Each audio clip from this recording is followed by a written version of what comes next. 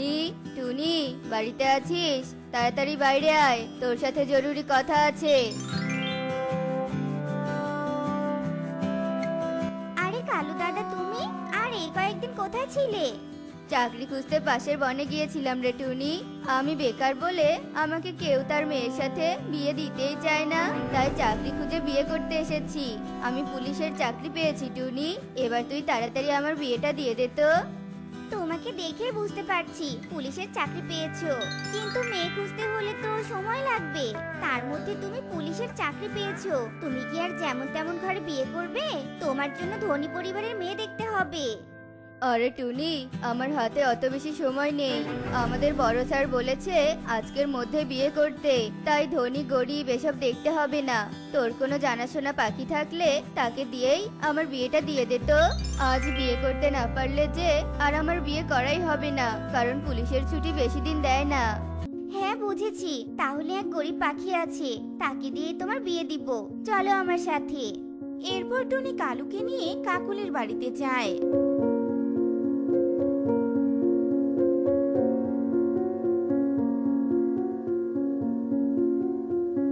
এ কি, police? Police আমাদের বাড়িতে কেন?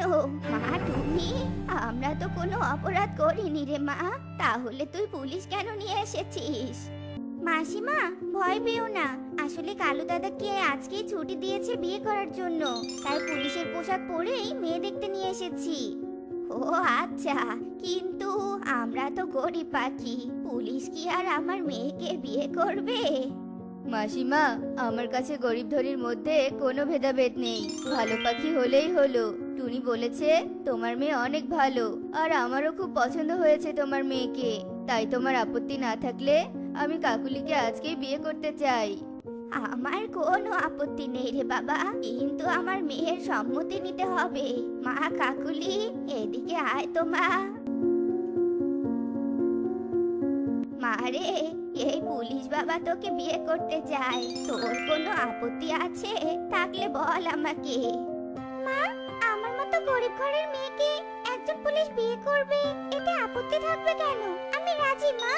কাকুলির মুখে এ কথা শুনে সবাই অনেক খুশি হয়ে যায়, আর কামিনী কালু আর কাকুলির বিয়ে দিয়ে দেয়। আর কালু কাকুলিকে নিয়ে তার বাড়িতে চলে আসে। মধু বেশি কন্যা যখন এলো রে, যেন খুশির বন্যা বয়ে গেল রে। কালু দাদা, তোমার মনের আশা তো পূরণ করেছি, এবার আমি বাড়িতে চলে গেলাম, কেমন? তোকে অনেক ধন্যবাদ টুনি। আচ্ছা ঠিক আছে, তুই যা তাহলে। কাকুলি, চলো আমরা ঘরে চলে যাই। এরপর কালু আর কাকুলি ঘরে চলে যায়, আর এভাবেই সেই রাতটা কেটে যায়। কাকুলি, আমি ডিউটিতে যাচ্ছি, ফিরতে অনেক রাত হয়ে যাবে, তুমি সাবধানে বাড়িতে থেকো, কেমন? ঠিক আছে কালু, আর তুমিও সাবধানে ডিউটি করো।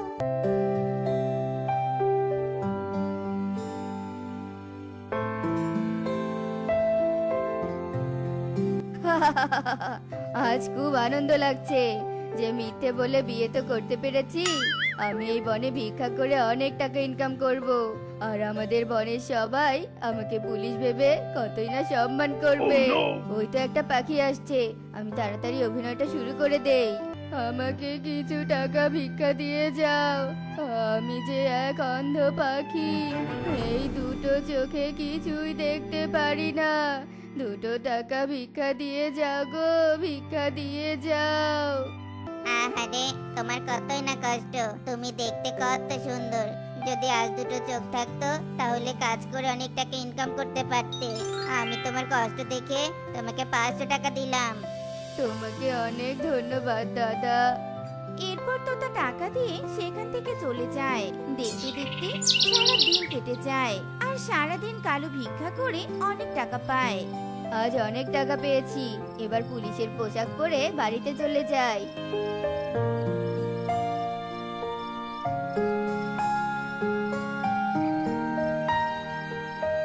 ওগো, তুমি এসেছো? তুমি যে বললে আজ আসতে দেরি হবে। না মানে, আজ নাইট ডিউটি ক্যান্সেল হয়েছে, এজন্য তাড়াতাড়ি বাড়িতে এলাম। এই টাকাগুলো আলমারিতে রেখে দাও তো। এতগুলো টাকা? কাকুলি, তোমার স্বামী একজন পুলিশ অফিসার। তোমার স্বামীর এত টাকা থাকবে না তো কার থাকবে বলো? এখন টাকাগুলো রেখে তাড়াতাড়ি খাবার খেতে দাও তো। আচ্ছা ঠিক আছে, দিচ্ছি। এরপর কাকুলি টাকাগুলো আলমারিতে রেখে কালু কাককে খাবার খেতে দেয়। আর এভাবে সেই রাতটা কেটে যায়। পরের দিন কালু ভিক্ষা করার জন্য পাশের বনে চলে যায় আর কামিনী কালুর বাড়িতে চলে আসে। মা, কাকুলি, কাকুলি। একি মা, কি হয়েছে তোমার? এভাবে হাঁপাতে হাঁপাতে আমাকে ডাকছো কেন?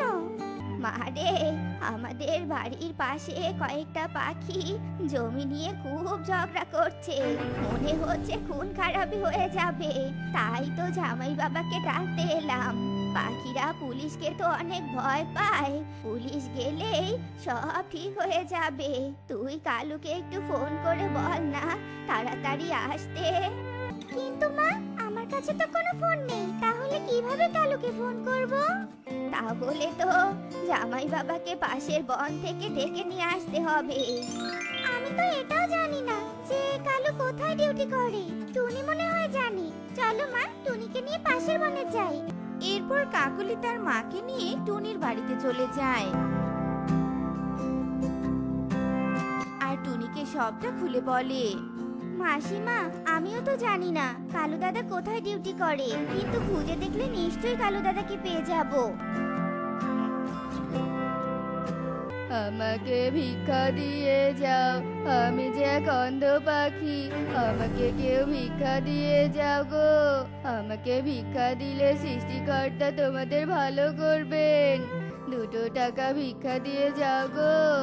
কালু এভাবে ভিক্ষা চাইতে থাকে আর সেই পথে টুনি, কাকুলি আর কাকুলির মা উড়ে যেতে থাকে।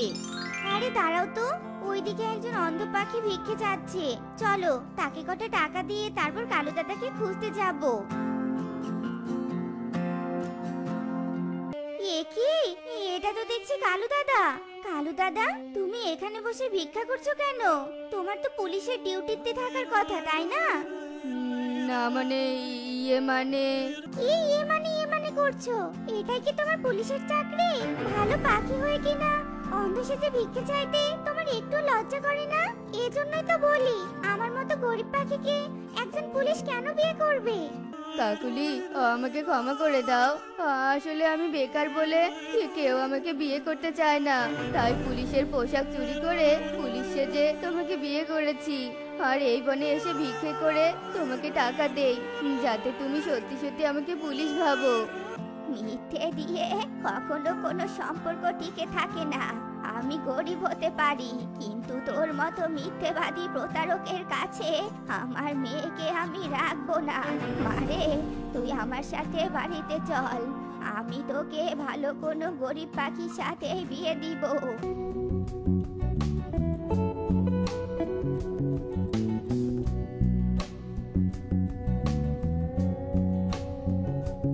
স্যার, স্যার আপনি?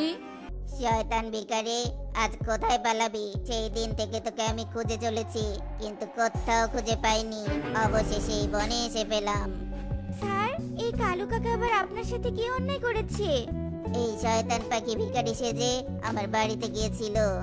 দাদা, আমার চোখটা অন্ধ, আমাকে কটা টাকা দাও না দাদা। আজ 3 দিন থেকে আমি না খেয়ে আছি, কটা টাকা দিলে খাবার কিনে খেতাম দাদা। আচ্ছা দাঁড়াও, আমি পুলিশের পোশাক রোদে শুকাতে দিয়ে আসছি, তারপর তোমাকে টাকা দিচ্ছি। আচ্ছা ঠিক আছে দাদা।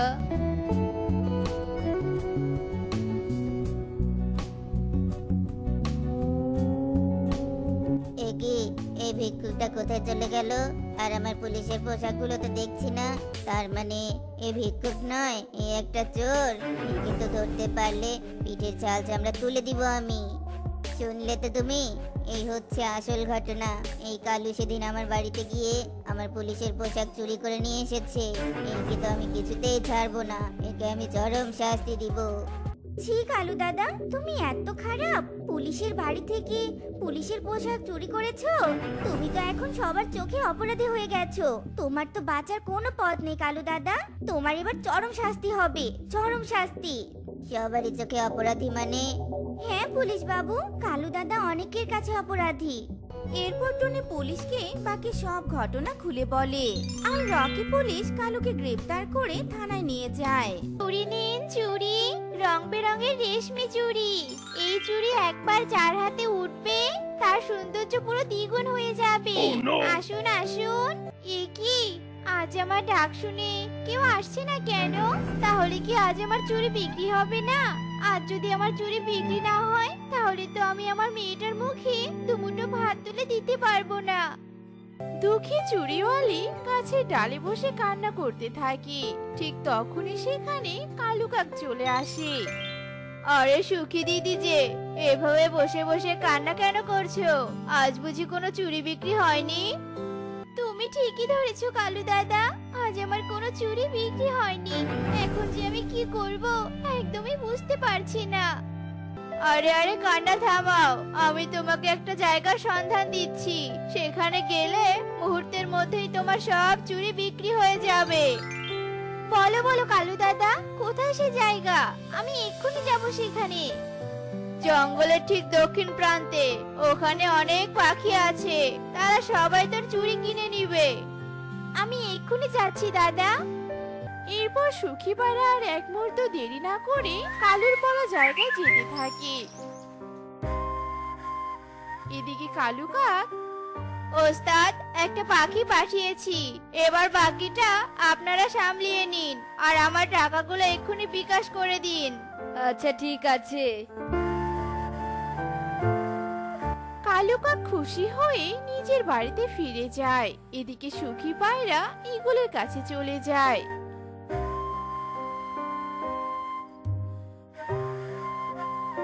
ঈগল দাদা, আপনি কি চুরি নেওয়ার কারণে আমাকে ডেকেছেন? হ্যাঁ ডেকেছি, চল আমার সাথে। আমার বউ তোর এসব চুরি দেখে তার পছন্দ মতো চুরি নিয়ে নিবে, চল। সুখী পায়রা ঈগলের মিষ্টি কথার ফাঁদে পড়ে ঈগলের সাথে যেতে থাকে।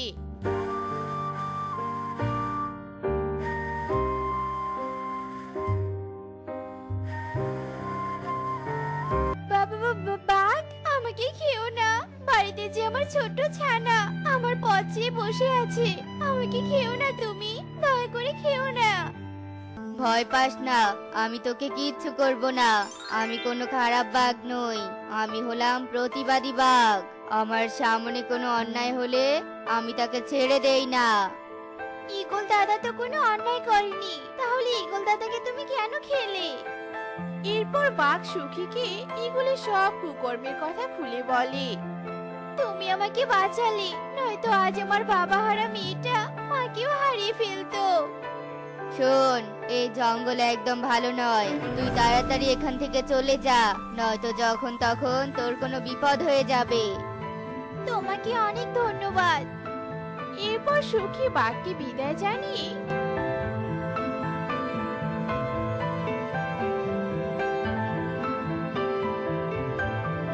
তার বাড়িতে ফিরে আসে।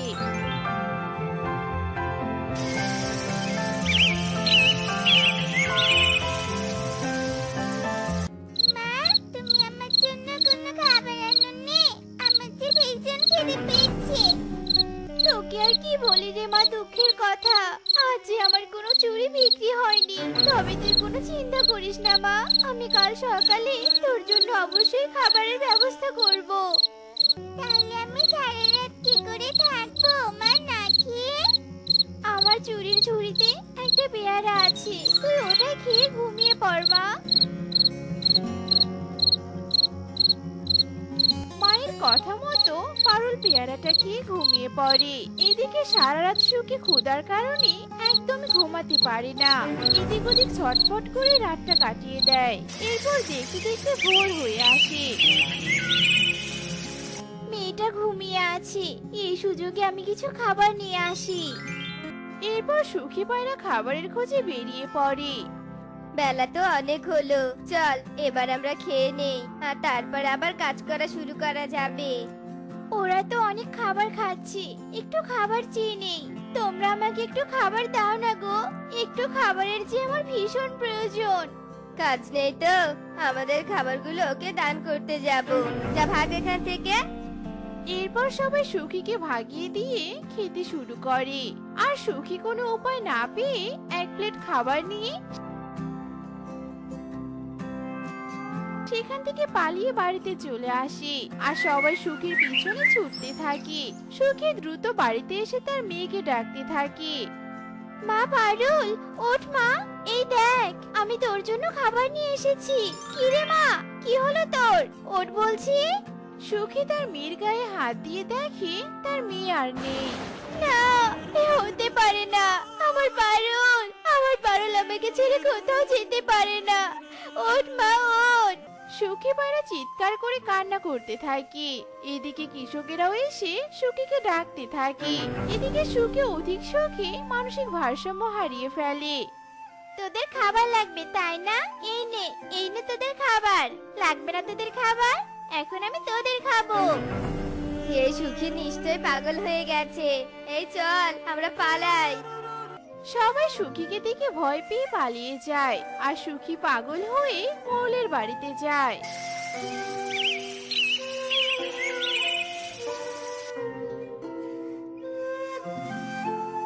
মোড়ল মশাই, আমাকে কাজ দিন। আমার মেয়েকে যে খাওয়াতে হবে। আমি সবার কাছে কাজ চাইলাম, কিন্তু কেউ আমাকে কাজই দিল না। এই পাগলকে আমার কাছে কে আসতে দিল? এক্ষুনি একে ঘাট ধাক্কা দিয়ে বের করে দেয়া হোক। আমি বাইরে যাব না, আমাকে তাহলে খাবার দিন। আমি আমার মেয়েকে খাবার খাওয়াবো। মোড়লের কথা মতো প্রহরীরা সুখীকে মারতে মারতে সেখান থেকে নিয়ে বাইরে ফেলে দেয়। এদিকে সুখী মোড়লের একটা লাউ পায়। তোর এত বড় সাহস, তুই মোড়লের লাউ চুরি করিস? এই সবাই একে মার। এরপর সবাই মারতে মারতে সুখীকে মেরে ফেলে। আর লাউ নিয়ে মোড়লের ঘরে রেখে দেয়। এদিকে দেখতে দেখতে রাত হয়ে আসে আর সবাই ঘুমিয়েও পড়ে।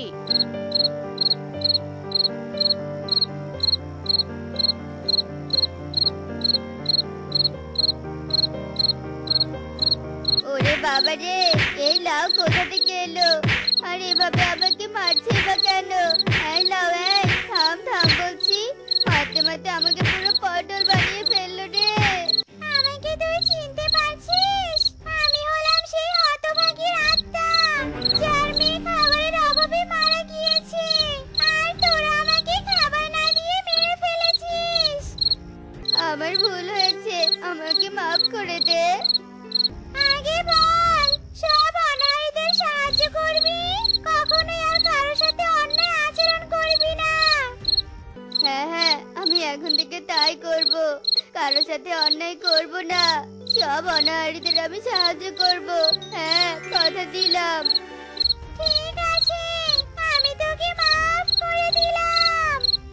এরপর অভিশপ্ত লাউ থেকে সুখীর আত্মা বেরিয়ে যায়।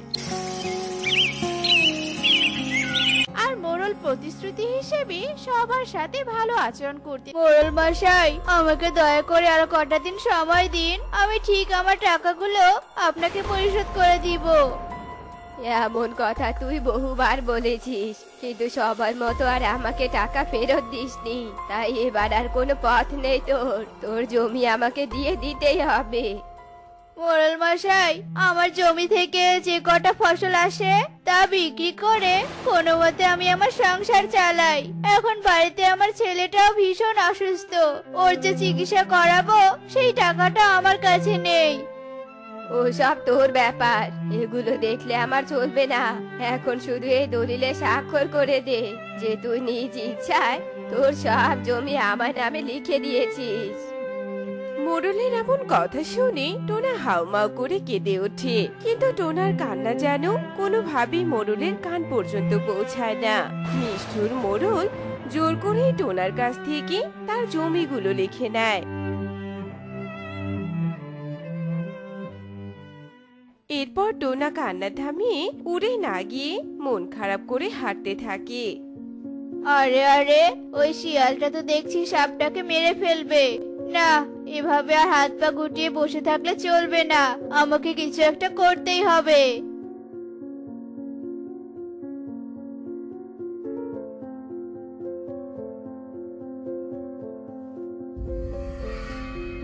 আমাকে বাঁচানোর জন্য তোমাকে অনেক ধন্যবাদ বন্ধু। সবই তো ঠিক আছে, কিন্তু শিয়াল তোমাকে কেন তাড়া করেছে? আমি হলাম সর্পরাজ্যের রাজা। এক শয়তান সাপুরিয়া তার তন্ত্রমন্ত্রের সাহায্যে আমার পুরো রাজ্যকে দখল করে নিয়েছে, আর আমি কোনো রকমে আমার নাগমণিটা নিয়ে পালিয়ে এসেছি। কিন্তু সাপুরিয়া তবুও নাগমণির লোভে তার মায়া শিয়ালকে আমার পিছনে লাগিয়ে দিয়েছে। সময় মতো যদি তুমি আমাকে তুলে না নিতে তোমার পা দিয়ে, তাহলে আজ যে কি হতো আমার। আচ্ছা, তোমার কাছে তো আমি কোনো নাগমণি দেখতে পাচ্ছি না। তুমি আমার মাথায় ভালো করে তাকাও। ওরে বাবা রে, আমার তো পুরো চোখে ঝলসে যাচ্ছে। তুমি তোমার মনির আলোটা নেভাও। এবার বিশ্বাস হলো তো? হ্যাঁ, বিশ্বাস হয়েছে। এবার তুমি তোমার রাস্তা মাপো তো, যাও, আমাকে আমার বাড়ি ফিরে যেতে হবে। আমি এখন একা কোথাও থাকতে পারবো না, যখন তখন বিপদে পড়ে যাব। তুমি তো আমাকে বাঁচালে, তাই এবার তুমি আমাকে তোমার সাথে নিয়ে চলো। তোমাকে আমি আমার সাথে নিয়ে গিয়ে কোথায় রাখবো? আমার ছোট্ট একটা ঘর, বউ ছানাকে নিয়ে থাকি। তার উপর আমার ছানাটা কদিন হলো অসুস্থ, চিকিৎসা যে করাবো তারও কোনো উপায় নেই। আমি তোমাকে নিয়ে কোথায় রাখবো বলো তো? আমি যদি বলি আমাকে তোমার সাথে নিয়ে গেলে তোমার এই সব সমস্যার সমাধান হয়ে যাবে, আর তোমার ঘরে শুধু সুখ আর সুখ বিরাজ করবে। তাই নাকি? আচ্ছা চলো, যেতে যখন চাইছো তাহলে চলো। টোনার সাপ যখন রাস্তা দিয়ে যাচ্ছিল, তখনই ওদের সামনে বিজলি নামে এক গাভী আসে। আরে বিজলি, কি হয়েছে তোর? আজ মুখটা এমন শুকনো লাগছে কেন? আর বলো না বন্ধু, পুরো জঙ্গল অনেক জলশূন্য অবস্থায় পড়ে গিয়েছে। আমি যে এক ফোঁটা জল খেয়ে আমার গলাটা ভেজাবো, তারও কোনো উপায় দেখছি না। টোনা বন্ধু, তুমি আমাদের সাহায্য করো। আমরা সবাই জানি তুমি ছাড়া আর কেউই আমাদের সাহায্য করতে পারবে না। দয়া করো বন্ধু। কিন্তু আমি তোমাদের কিভাবে সাহায্য করব? আমি বলছি, তুমি কিভাবে সাহায্য করবে? তুমি আমাদের সবার জন্য একটা নলকূপের ব্যবস্থা করে দাও, আর তারপর আমরা সেই নলকূপের জল খেয়ে বেঁচে থাকবো। এখন একটা নলকূপ করতে গেলে তো অনেক টাকা আর পরিশ্রমের প্রয়োজন, কিন্তু আমার কাছে তো তার কিছুই নেই। আমি থাকতে তোমাদের কেন এত দুশ্চিন্তা? আমি তোমাদের সব চিন্তা এক্ষুনি দূর করে দিচ্ছি, দাঁড়াও। এরপর সাপ তার নাগমণির সাহায্যে সুন্দর একটা নলকূপ প্রকট করে, আর তারপর সাপ বলে ওঠে, এই নাও তোমাদের নলকূপ। তোমরা সবাই এখন থেকে যত খুশি তত জল নিতে পারবে। এই জলকূপের জল যে কখনোই আর ফুরাবে না। আর এই নলকূপের একটা বিশেষত্ব আছে জানো? কি সেই বিশেষত্ব নাগরাজ, বলুন আমাদের। এই নলকূপের জল যে সৎ মনে পান করবে, তার জীবনের সকল সমস্যার সমাধান হয়ে যাবে। অসুস্থ ব্যক্তি সুস্থ হয়ে উঠবে। তাহলে তো আর কোনো পশু পাখি অকালে অসুস্থ হয়ে মারা যাবে না। খুব ভালো হয়েছে, খুব ভালো হয়েছে নাগরাজ। কি মজা, আমাদের আর কোনো চিন্তা রইলো না। ওরা সবাই অনেক খুশি মনে নলকূপের জল পান করতে থাকে। আর তারপর আস্তে আস্তে বনের সকল পাখিরা সেখানে চলে আসে, আর ওরা নলকূপের জল নিয়ে খেতে থাকে। তুমি অনেক ভালো নাগরাজ, সবার জন্য কত সুন্দর নলকূপ বানিয়ে দিলে। আমার থেকে তুমি আরো বেশি ভালো, কারণ তুমিও তো সবাইকে কত সুন্দর করে সাহায্য করো আর সবার বন্ধু হয়ে থাকো। সবই তো ঠিকঠাক, কিন্তু বাড়ি ফিরে যদি দেখতে পেতাম আমার ছানাটা সুস্থ হয়ে গিয়েছে আর আমার ঘরে সব অভাব শেষ হয়ে গিয়েছে, তাহলে কতই না ভালো হতো বলো। হা হা হা, ঠিক আছে, চলো আগে তোমার বাড়ি ফিরে যাই। টোনা সর্পরাজকে নিয়ে তার বাড়ি ফিরে যায়। আর বাড়ি ফিরে টোনা পুরো অবাক হয়ে যায়। টুনি তাদের দেখে খিলখিল করে হেসে দেয়। টোনা, তুমি আসতে এত দেরি করলে কেন বলো তো? কেন, কি হয়েছে টুনি? আমাদের সন্তান কি আরো অসুস্থ হয়েছে নাকি? না গো না, আমাদের সন্তান পুরো সুস্থ হয়ে গিয়েছে জানো। এটা তো আমার জন্য অনেক খুশির খবর টুনি। টোনা, এই নে তোর দলিল। আমাকে আর তোর কোনো টাকা দিতে হবে না। তোর কাছে যা টাকা আছে তা দিয়ে তুই তোর সংসার ভালো করে চালা। আপনাকে অনেক ধন্যবাদ মোড়ল মশাই। এরপর মোড়ল সেখান থেকে চলে যায়।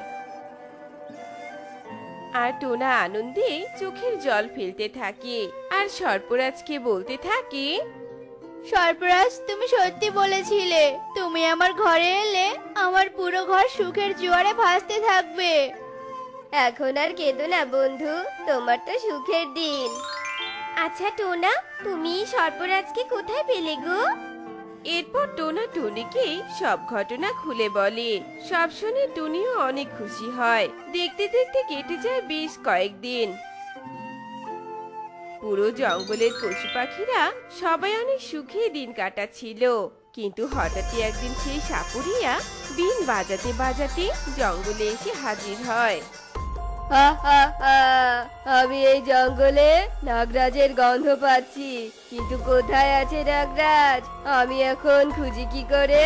তবে এখানে থাকলে তো বিনের শব্দে আমার কাছে চলে আসার কথা। আমি বরং আরেকটু চেষ্টা করে দেখি। এই বলে সাপুরিয়া বিন বাজাতে বাজাতে টোনার বাড়ির সামনে চলে আসে। এদিকে এই সাপুরিয়া, এই আমার বাড়িতে বিন বাজাচ্ছ কেন? হ্যাঁ, এক্ষুনি বেরিয়ে যা বলছি, যাও। টুনি সাপুরিয়াকে থামানোর অনেক চেষ্টা করে, কিন্তু সাপুরিয়া কিছুতেই তার বিন বাজানো থামাচ্ছিল না। সে বিন বাজাতেই থাকে। এদিকে সর্পরাজ বিনের আওয়াজে বশ হয়ে সাপুরিয়ার সামনে চলে আসে। এই তো সর্পরাজ, আর এই তো তার মাথায় মণি। হা হা হা, এবার আমি এই মণি নিয়ে সব থেকে বড় শক্তিশালী সাপুরিয়া হয়ে যাব। হা হা হা। সাপুরিয়া, তোর এত বড় সাহস, তুই সর্পরাজের নাগুনি নিতে এসেছিস? দাঁড়া, এবার তোকে আমি দেখাচ্ছি মজা। এই, কোথায় রে আমার পশু পাখি বন্ধুরা? তাড়াতাড়ি চলে আয়। টোনার ডাক শুনে জঙ্গলের সব পশু পাখিরা সেখানে ছুটে চলে আসে আর সাপুরিয়াকে মারতে মারতে মেরে ফেলে। নাগরাজ, আপনার কোনো ভয় নেই। এবার আপনি নিশ্চিন্তে নাগরাজে ফিরে যান। তোমাদের সবাইকে অনেক ধন্যবাদ। তোমাদের ঋণ আমি কোনোদিনও ভুলবো না। এরপর সর্পরাজ সবাইকে বিদায় জানিয়ে সেখান থেকে চলে যায়। আর সবাই আবারও আগের মতো সুখে দিন কাটাতে থাকে। তো বন্ধুরা, আমাদের আজকের এই গল্পটি তোমাদের কাছে কেমন লেগেছে তা কমেন্টে জানাতে ভুলো না কিন্তু।